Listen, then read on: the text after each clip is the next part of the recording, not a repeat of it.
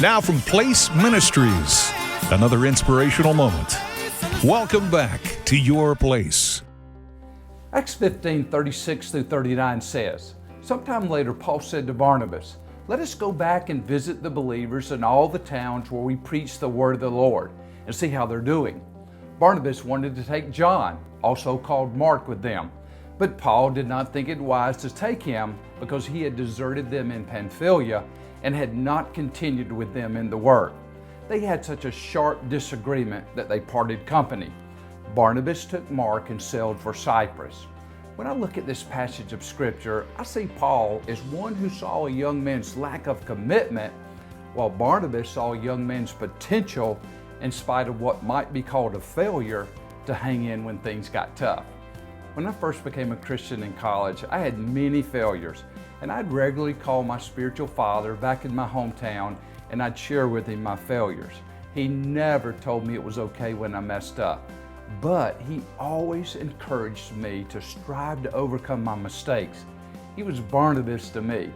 He saw past the failure to the potential, and he exhorted me to become the man I, and most importantly, God desired for me. In living out your place in life and ministry, do you look at those who God has placed in your life, and do you see their immediate failures or their potential to impact the world? I hope you see their potential and not their weaknesses. And by the way, you might wonder, what happened to John Mark? We learn from Colossians that he and Paul eventually reunited, and tradition tells us that he was torn to pieces by a mob in Alexandria after he told them that their God, a statue carved from stone, was worthless. Barnabas did good to see the potential in John Mark. I hope you'll be a Barnabas to many in your sphere of influence. Your Place is a weekday devotional from Place Ministries. Our focus is helping followers of Christ know how and why God created them, and be encouraged to do what God created them to do in life and ministry.